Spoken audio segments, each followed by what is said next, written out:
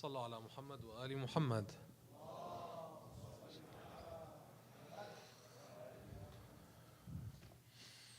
أعيد الصلاة على محمد وآل محمد.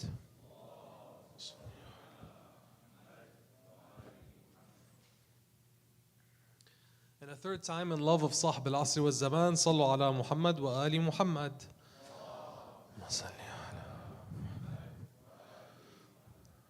أعوذ بالله من الشيطان الرجيم. بسم الله الرحمن الرحيم. والصلاة والسلام على سيدنا ونبينا وحبيب قلوبنا أبي القاسم المصطفى محمد. اللهم صل على وعلى آل بيته الطيبين الطاهرين. الحمد لله رب العالمين. الحمد لله الذي جعلنا من المتمسكين بولاية سيدي ومولاي علي بن أبي طالب. والحمد لله الذي هدانا لهذا وما كنا لنهتدي لولا أن هدانا الله. بسم الله الرحمن الرحيم. رب اشرح لي صدري ويسر لي أمري واحلل عقدة من لساني يفقهوا قولي. In the name of Allah, the most beneficent, the most merciful, we ask Allah to send His greatest peace and blessings upon Muhammad wa ali Muhammad.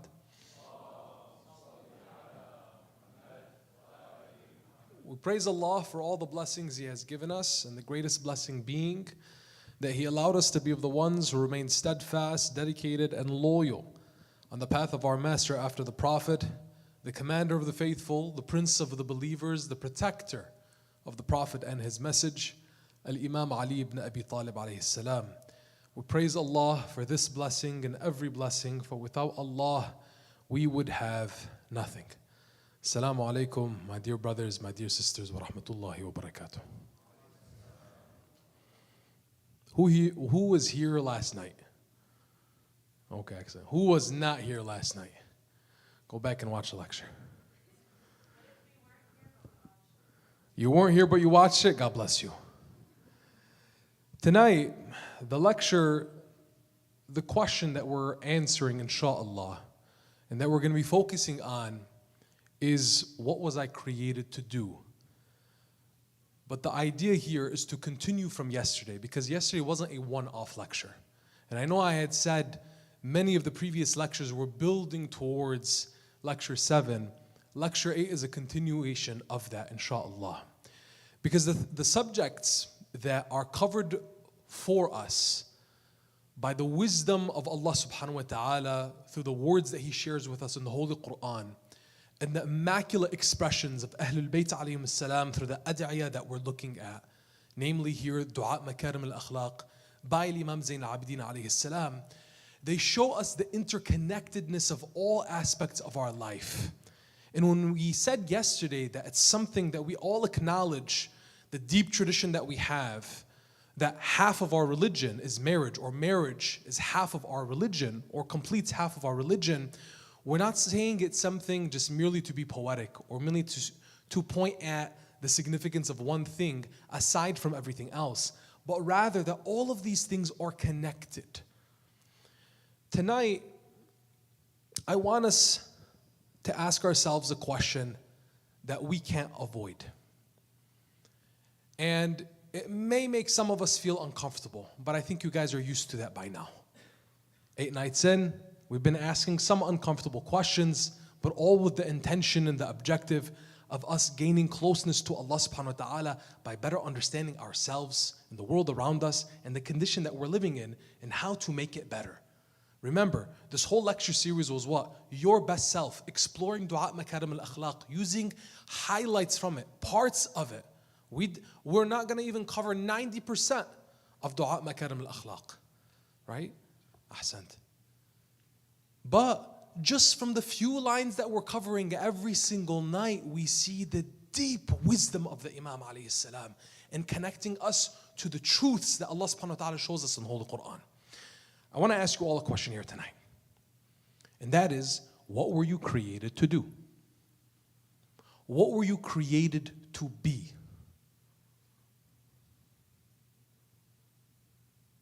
What did Allah subhanahu wa ta'ala put you on this earth for?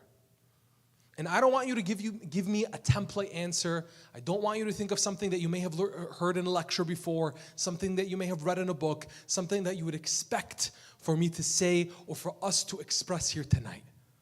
But I will say, it's not a degree that you're working towards. That's not enough. It's not a business that you're building. It's not the income or the salary that you have. It's not the house that you buy or you build. It's not the lifestyle that you're curating, whether it's physically here in the real world or in the fake world online and social media. It's none of those things. So what were you created to do? What were you created to be? Why are you here? What did Allah subhanahu wa ta'ala put you on this earth for? What were you created to do, especially when you are at your lowest points? What were you created to do when you are irritated, frustrated, and annoyed? What were you created to do when you are misunderstood, even by the people that are closest to you? What were you created? Notice what I'm doing here. I'm moving it from the abstract, that general question that we've been asked and we've asked ourselves and we asked before, to now specific scenarios where you can fill in and say, yes, I know when I'm frustrated, when I'm annoyed, when I'm misunderstood. What were you created to do in those situations? Because Allah subhanahu wa ta'ala isn't giving you an abstract life. He's giving you a real life, day-to-day, with His day-to-day challenges and the principles that we have and the values that Allah subhanahu wa ta'ala gives us through the Quran and Ahlul Bayt alayhi salam are there to meet these specific scenarios. So what were you created to do when you're frustrated? What were you created to do when your spouse disappoints you? We were talking about marriage yesterday. When your spouse disappoints you, what were you created to do in that situation? What were you created to do when your ego wants to respond sharply and you want to put people in their place? What were you created to do when you don't like the situation that you're in? Are you going to run away? Are you going to find something to escape in? Are you going to find something to escape with? Are you going to find something to escape through? What were you created to do? Because that is where the purpose of our being actually shows up. Allah subhanahu wa ta'ala tells us in Surah Al-Dhariyat, in the Holy Quran, in chapter 51, verse 56. He says, وَمَا خَلَقْتُ الْجِنَّ وَالْإِنسَ إِلَّا لِيَعْبُدُونَ. You've heard this verse before. I have not created, and I did not create the jinn and mankind except to worship me. But worship here tonight, we're going to realize, inshallah, my intention, my objective, is that we realize worship is not theory. Worship is not an idea. Worship is not a concept. Worship is restraint. Worship is obedience even when you don't want to do it. Worship is humility and humbleness even when you don't like it, when it's not convenient. Worship is fulfilling the covenant and the promise that you made to Allah subhanahu wa ta'ala. And marriage and family is one of the hardest things and the realest things that we fulfill all of this through. And where you're going to see most visibly yourself in being tested, and am I actually fulfilling the covenant with God? One of the things that I want you to realize here tonight is that when we're thinking, what was I created to do? In all of these scenarios, you're going to see a theme. And that theme is, we were created to carry weight. For those of you guys who go to the gym and lift, good news. You were created to lift. You were created to hold weight. You were created to carry things that other people and other things, other creations of Allah subhanahu wa ta'ala could not. I want you to see this verse in the Holy Quran in Surah Al-Ahzab chapter 33 verse 72. Bismillah ar-Rahman ar-Rahim. إنا عرضنا الأمانة على السماوات والأرض والجبال فأبين أن يحملنها وأشفقن منها وحملها الإنسان. Allah subhanahu wa ta'ala is saying, we offered the trust to the heavens, the earth, and the mountains, but they refused to bear it and feared it. Yet man undertook it. Yet mankind, human beings undertook it. Allah subhanahu wa ta'ala is showing us clearly here, when we look at everything in existence, the heavens, the earth, the mountains, all of these grand creations of Allah subhanahu wa ta'ala, the amana, the trust from God, the test from God was given as an opportunity for all of them. But all of them refused. No. They feared it. But the man, the human being, you and I, humanity decided, no, we were going to take it. We were created, my dear brothers and sisters. You see the greatness of Adam alayhi salam as the creation of Allah subhanahu wa ta'ala and the descendants of Adam. The greatness of them comes through what? That we worship Allah subhanahu wa ta'ala through the test that we have, that is this life, and the weight that we bear in taking on that test. It's not meant to be easy. It's not meant to be a cakewalk. It's meant to come with its challenges. So every aspect of your life, especially what we discussed yesterday, marriage. Marriage is going to be heavy. Responsibility is heavy. Greatness is heavy. Leadership is heavy. Anything that is worthwhile is going to be heavy. Anything that is of value is going to be heavy. The problem, my dear brothers and sisters, is not that marriage itself is difficult. The problem is our expectation of marriage and our expectation of our spouses and our expectation of ourselves. The problem is many of us, when we go to marriage and we go to some of these things that are supposed to be so valuable, supposed to be these huge parts of our life to reveal our character and bring out the goodness that Allah subhanahu wa ta'ala wants in us, the expectation that we have in approaching it is what? Many of us look towards marriage and look towards getting married as entertainment. That we're thinking that it's just going to be a cakewalk, and that our spouse's obligation, both husband and wife, is to make life easier for us. Now, obviously, part of our lives together is not to make life more difficult, but at the end of the day, when you get married to your husband, when you get married to your wife, there are certain things that are going to come out.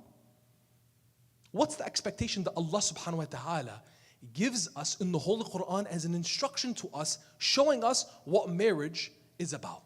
And I want to dig a little bit deeper than we did yesterday. Alhamdulillah, we covered quite a bit yesterday, and a few people asked me, Hajj, can you do a part 2?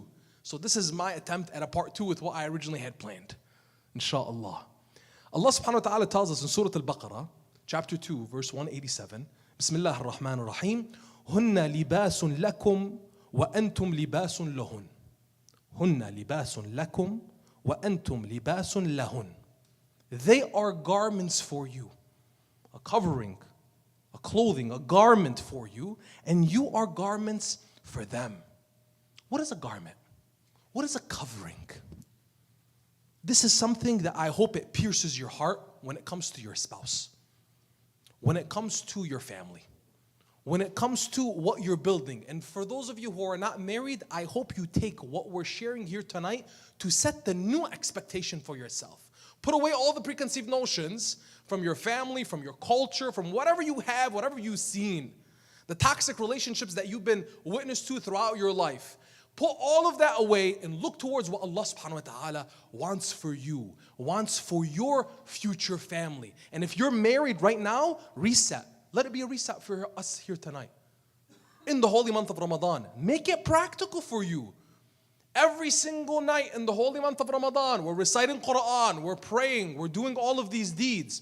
But if this isn't going to have a practical impact on some of the most important relationships, I'm not going to say what value it is. I just want you to think about that for yourself. A garment covers, protects, covers flaws. Unfortunately, many of us in our marriages, and many of us who are yet to be married, have a very skewed idea of what marriage is supposed to be. You're not there to point out every flaw and defect of your wife, of your husband. That's not your job. Your responsibility is to provide protection, to be a cover, to conceal, to allow for growth and development, because you're not perfect and neither is your spouse gonna be. How do you wish to see for you to grow in love, not fall in love? Think about this idea when we're married. That's where love happens. Love doesn't happen before marriage. You can't claim to love someone without living with them, without experiencing them, without seeing inside out how they are. When you put down all of the courtship, all of the beautifying that people try to do, men and women alike, we always try to bring out the best of ourselves in public. You don't really get to know somebody until you're married to them, until you live with them. So what expectation do we have of love? We know from our faith that love grows in marriage. And Allah subhanahu wa ta'ala tells us that He's created for us our husbands, our wives, so that we can be a covering, a garment, a protection for one another. We protect our dignity with each other. We protect and shield our vulnerability with each other. The most vulnerable that a person is ever going to be is in their marriage. That's the most vulnerable they're ever going to be, not just for women, for men too. For men too. Something, by the way, a lot of women don't realize is that a man shares his vulnerability with his wife in a different way than a woman shares with her husband. And if you want to be loved in a relationship, in a marriage, truly in the way of Allah subhanahu wa ta'ala, you're going to be keen and listening to see how do you love your spouse based on the way they wish to be loved, not the way you want to love, and vice versa. In a marriage, that garment is to protect, to shield, to cover, to warm. And one needs to ask themselves in realizing this truth from the Holy Quran, from Allah subhanahu wa ta'ala. Am I providing this for my spouse? And if you're not married, ask yourself, my personality and my character right now, am I somebody who's actually going to provide that to somebody else? Or am I too selfish? Am I too immature? Am I too quick to judge, to be angry, to lash out? And you want to know how the best way for you to tell if you're going to be this for your spouse? Who here is not married? Not married. Okay. Who here wants to know what's the best way for you to find out if you're going to be like this for your husband or your wife? If you're not married, how are you with your parents? I'm already seeing some shaking of the heads. Yeah, absolutely. How are you at home? How are you with the people that already give you some parts of vulnerability? The most vulnerable you'll be with is with your spouse. But some parts of vulnerability, the people that know you most are who? Your parents, your siblings, your family, the people that you live with. How are you with them? When nobody's looking, nobody knows how you are at home except the people that you live with. Ask yourself, how am I with them? Because how you're going to be with your husband, with your wife, is going to be very telling based on how you are with the people that already give you that vulnerability at home. So do the people, for the people that I love, quote unquote, I love. Look at how we act like this with the people that we love, and maybe not necessarily the best way. If you want to prepare yourself for marriage, then you need to do right by your parents. You need to do right by your siblings. You need to check yourself. You need to be thinking twice, 3 times, 4, 5, 100 times before you leave the house. How you're doing things so that you know this is what I'm setting up for myself in my future marriage. Now, what's the real battlefield? What's the real challenge that we have? Every single person, regardless, man, woman, married, unmarried, the real battlefield that every single person here has. What is it? Anybody? It's not a rhetorical question. What's the real battlefield? Mind? Okay. Anyone else? The nafs? Ahsantum. And what is the thing that's going to bring you? You could be at the top of everything of success, material, spiritual, you could be at the very top. But there's one thing that if you say it, maybe not even verbally, but you think it and you believe it, can bring you down all the way to the pits of hell. What is it? Arrogance. I'm better. What did Shaitan say in what we reviewed a few nights ago, Surah Al-A'raf? He says, when Allah asked him, why don't you obey me? What is preventing you from obeying my command? أَنَا خَيْرٌ مِّنْهُ. That was his reasoning. I want to challenge each and every person here tonight. In your marriage, if you're married, and in your family relationships, if you're not, and you're preparing, right, for marriage, how many times did you say or think, I'm better? Or, let me say it another way, I deserve better. Now, this is going to make some of you uncomfortable because some of us feel, yeah, I deserve. I should be getting something better. But I want you to be very careful and I want you to be surgical with that I deserve or I am or I should be treated, should have. Not whatsoever telling you that you should ever accept abuse. وَالْعِيَاذُ بِاللَّهِ. Not saying that. But I want you to be surgical in thinking to yourself, what is it that I have within me? And is it something that I'm allowing my ego to overtake the position that I'm in and what I'm being tested with? The sentence that Iblis said, that Shaitan said, أَنَا خَيْرٌ مِّنْهُ, I'm better than him. That sentence, unfortunately, lives in many marriages. And let me tell you how. As soon as problems erupt, right, and arguments happen, a lot of times we become very defensive to our position and our emotions and our feelings. Why? There's often a comparison. And what did we say that the seed of arrogance comes from? Comparison. There's a comparison between husband and wife, as in who contributes more, who does what in the marriage. Well, I do more.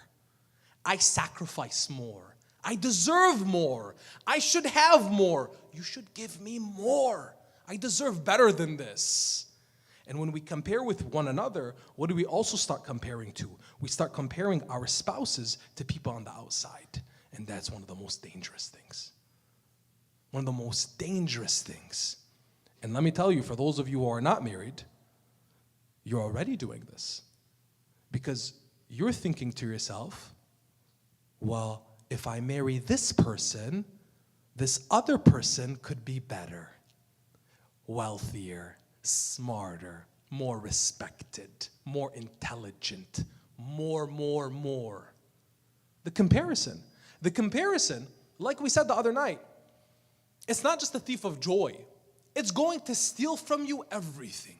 As soon as you start comparing and you go down that slippery slope inside your marriage and outside of your marriage, or even before you get married, it's just a recipe for disaster. Now, my dear brothers and sisters, what did we start off the question here tonight? What were you created to do? What were we created to do? One of the key things that we were created to do, my dear brothers and sisters, is what? Conquering that nafs, conquering the ego. And one of the biggest pointers for us today is to realize the ego is going to constantly push you towards comparing. Constantly push you towards recognizing the great things that you're doing and the awful things that other people are doing. Here's a practical reality check. And I really want to make things tangible. I want to make things practical here tonight. When you are wrong, can you say I'm wrong without hesitation? When you're wrong, can you say I'm wrong without explanation? Saying, you know what, I'm wrong, and not follow up with, but let me tell you why I did that. I see some people smiling. When your spouse speaks, or someone else from your family speaks, somebody that you care for, somebody that you love, when they're speaking, do you interrupt? Do you wait for the breaks in their sentences so you can jump right in? I already know what you're going to say. I already know what you're going to say. Let me tell you. If you value them and you believe in them and you love them and you're committed to them, you're going to hear them out. You're not going to interrupt them. And we all have this fault of interrupting one another. And anytime, by the way, you interrupt somebody, know that you are, and you can argue as much as you want, but whenever we interrupt, and I'm the first person to admit this, sometimes, yes, I do interrupt. And when we interrupt, we are inherently telling the other person, I don't value what you say as much as I value what I'm about to. Who here can agree with that? It's a hard reality to check right now. But these are the things that when you're looking at your relationship with your spouse, and for those of you who are trying to build, inshallah, a God-centric, faith-based preparation towards getting married, these are the things you have to think about. These are the things, believe it or not, are what build and destroy marriages. And it may not be because I got divorced because I was interrupted. It was, I got divorced because I was disrespected. On and on and on. And that became the character of the relationship. When you are hurt, here's another one. When you are hurt, you're in pain, you're hurt. When you're hurt, do you withdraw instead of communicating? I can't talk right now. And you withdraw. It may take you a day, it may take you days. You withdraw, you don't communicate, you don't share. You literally will put a hand in the face of the person that you quote unquote love. I can't right now. And you leave. Now that may be your way of coping with the situation. Is this you? Do you say absolute things in the argument? Like, you always do this to me. You never let me. You never say sorry. You always start with this. Is this familiar to some of you?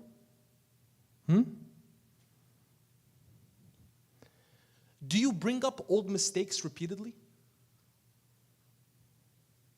Somebody made a mistake in the past, right? It's been years, but you bring it up. You bring it up again and again and again. You can't let go. You constantly are bringing up the mistakes, the issues, dare I say the sins of your spouse from years ago, even months ago. You still bring it up. I thought we finished with that. No, you still bring it up. Now, my dear brothers and sisters, here, the list of these examples that I'm sharing with you, these aren't personality quirks. These are real spiritual deficiencies. نحن الإمام زين العابدين عليه السلام, the dua that we're exploring with him, from him, in these nights is dua makarim al-akhlaq. The best of ethics, this peak, this pinnacle. He's teaching us how to better ourselves. If we don't have our akhlaq, we don't have our akhlaq, our ethics, we have nothing. And how do your ethics come about? Is it when you're all alone praying to God? MashaAllah, that's one virtue in one worshiping Allah in a spiritual act in your state with God all alone. That is a virtue, excellent. But your akhlaq is tested with other people and the people that matter most. So when I'm looking, I'm realizing, wow, actually, the way I'm interacting with my spouse, with my family, these are spiritual deficiencies, not just quirks. You can't blame your personality on this. You can't blame your temperament on this. أنا دايما عصبي. أنا دايما عصبي. No, you can't blame it on that. This is what you're being tested with.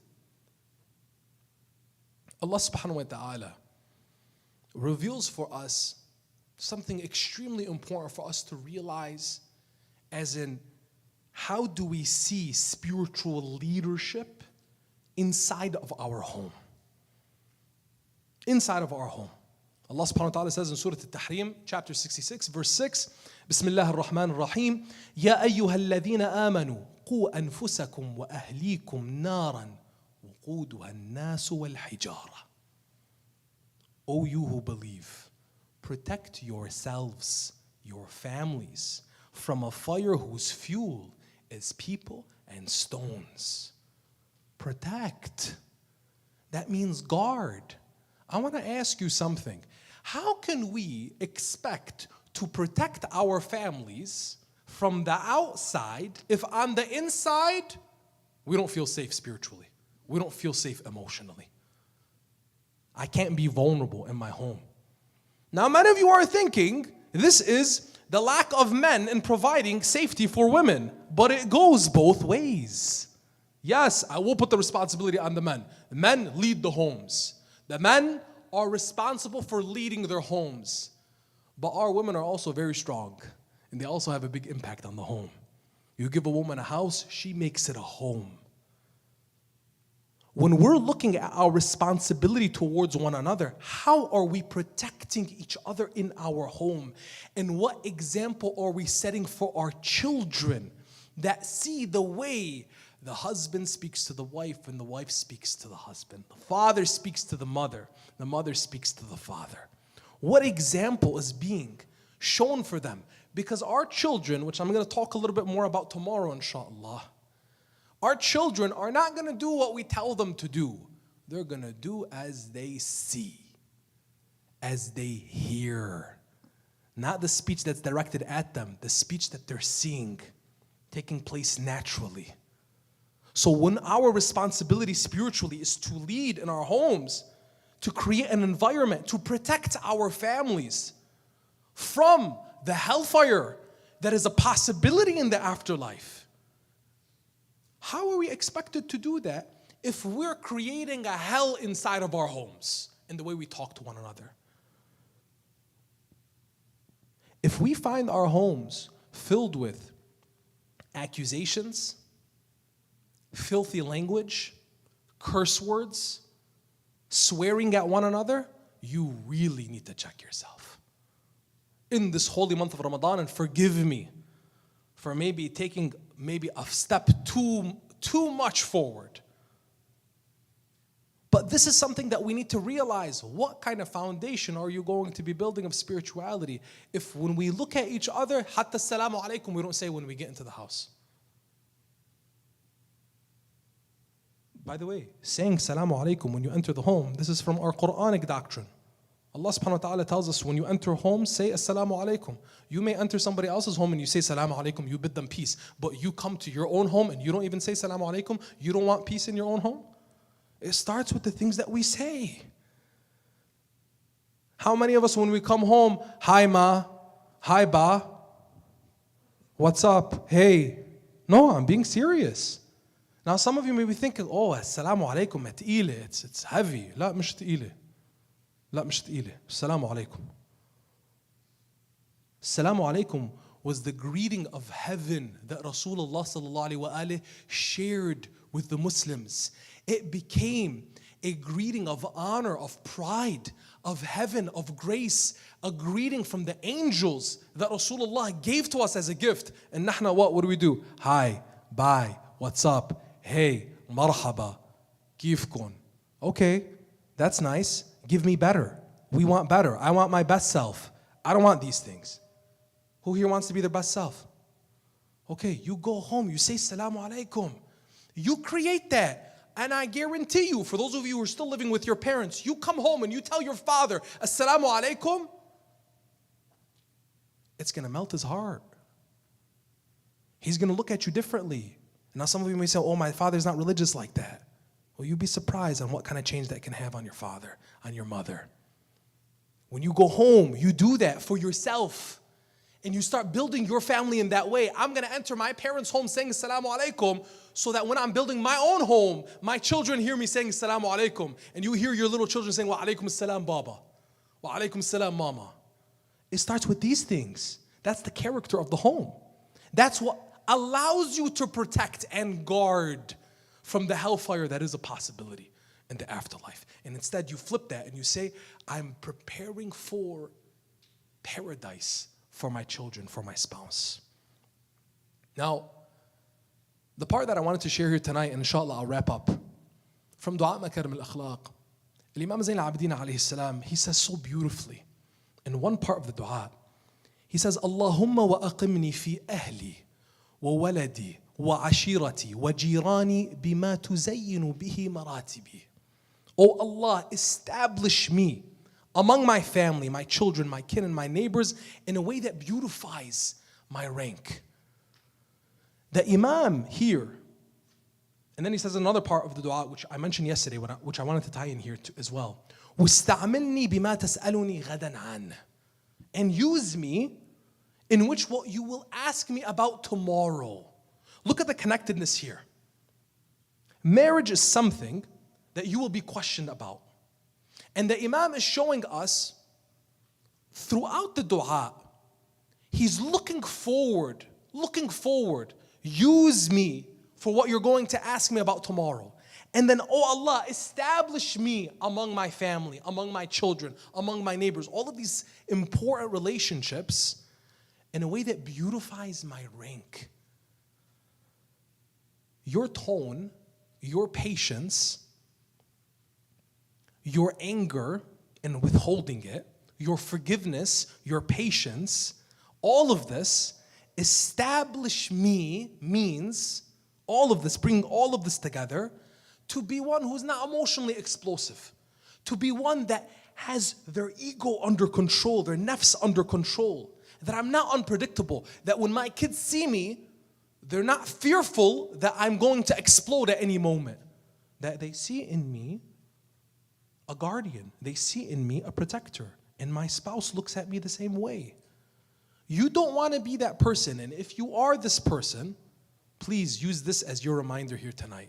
If you're that person that everybody is just walking on eggshells around because you may snap at any moment, my brother, my sister, then you need to take a step back and think to yourself, what am I doing wrong where I'm making the people of my family feel this way?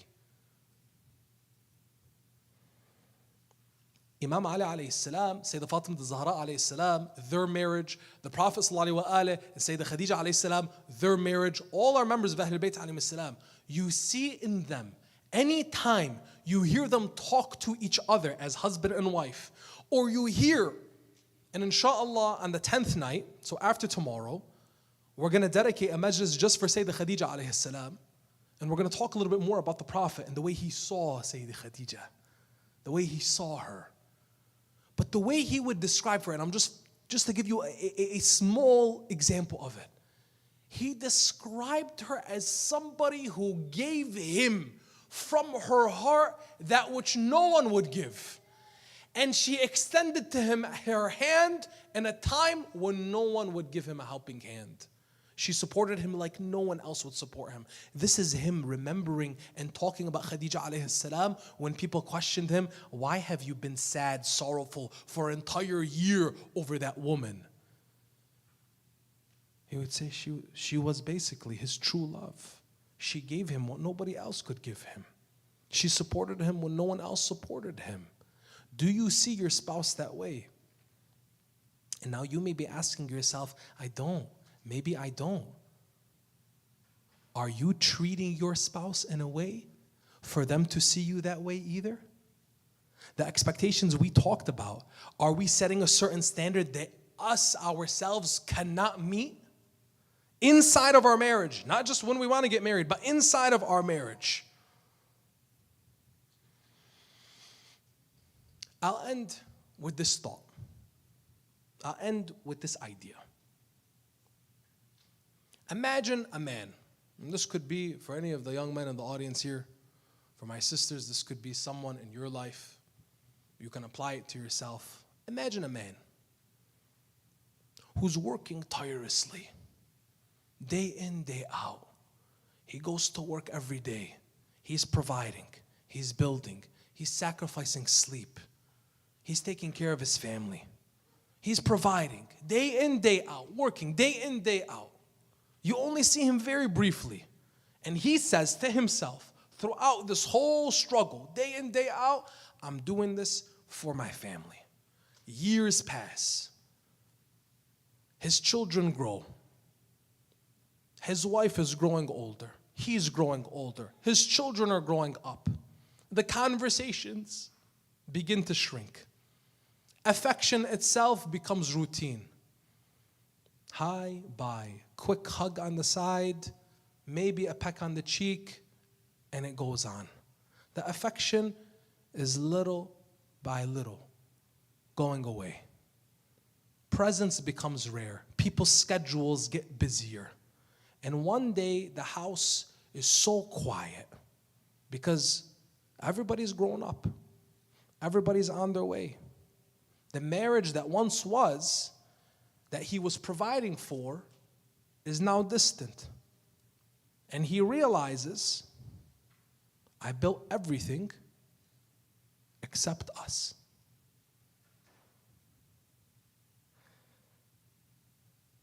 You weren't created, and this is very personal that I'm sharing, especially to my brothers.